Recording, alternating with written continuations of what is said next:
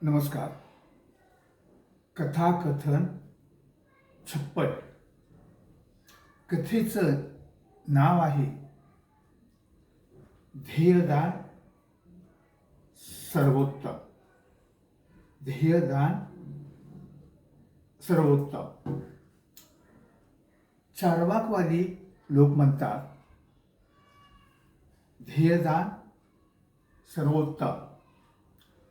तुम्हाला जर ध्येयदान करायचं नसेल तर आपलं दहन विद्युत दाहिनीत करावे, कारण त्यामुळं प्रदूषण कमी होईल. लक्षात घ्या, हे झाडे तोड, लाकडं तोड जे आहे, जंगल तोड, तर त्याच्यामुळं काय होईल? प्रदूषण कमी होईल. आणि पुढं चार्वाकवादी लोक सांगतात कोणताही विधी करू नये. आपल्या मृत्यूनंतर कोणताही विधी करू नये, असा वायंडा खर्च करू नये. आपल्या कष्टाचा, घामाचा पैसा असा विनाकारण खर्च करू नये, असं चार्वाकवादी लोक सांगतात. तुमचं काहीच बिघडणार नाही, तुमचं काहीच नुकसान होणार नाही, चार्वाकवादी लोक म्हणतात. आणि चार्वाक हा ब्राह्मण होता, लक्षात ठेवा. आणि त्यांचे जे अनुयायी होते, चार्वाकवादी जे आहेत, ते लोक सांगतात पुरोहिताची कमाई बुडते, हे मान्य आहे. पुरोहिताची कमाई बुडते, हे मान्य आहे. परंतु असा तुमचा कष्टाचा पैसा, घामाचा पैसा वाया घालवू नका आणि कर्जबाजारी होऊ नका. असे कितीतरी आपल्या हिंदू धर्मामध्ये लोक आहेत की सर्व विधी करून मृत्यूनंतरची सर्व विधी करतात. 3रं, 10वं, 11वं, 12वं, 13वं, मासिक श्राद्ध, वार्षिक श्राद्ध असं करून पैसा वायदा खर्च करतात, कर्जबाजारी होतात. तर असं काही कर्मकांड करू नका. ह्या कर्मकांडापासून दूर राहा, असं ते सांगतात.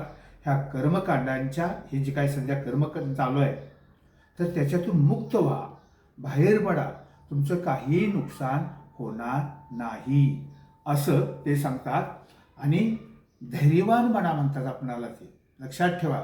आणि बुद्धी हेच प्रमाण मानावे, बुद्धी हेच प्रमाण मानावे.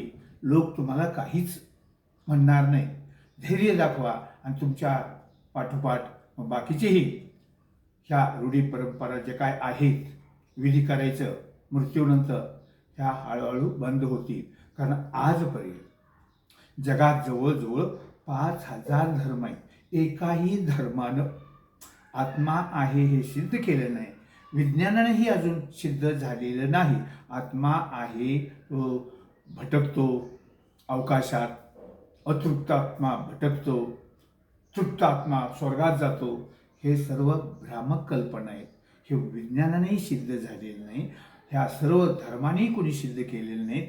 जे नास्तिक देश आहेत ते सोडून द्या, पण आस्तिक देशातील एकाही व्यक्तीने किंवा धर्मानं सिद्ध केलेलं नाही. म्हणून असं विधी करून कर्जबाजारी होऊ नका, ह्याच्यातून मुक्त व्हा, असे हे चार्वाकचे विचार सर्वसामान्य लोकांच्या हिताचे होते. चार्वाकचे विचार हे सर्वसामान्य लोकांच्या हिताचे होते. आणि म्हणून चार्वाकवादी लोक आपल्या शब्दातून हे विचार मांडत आहेत. लक्षात ठेवा. धन्यवाद.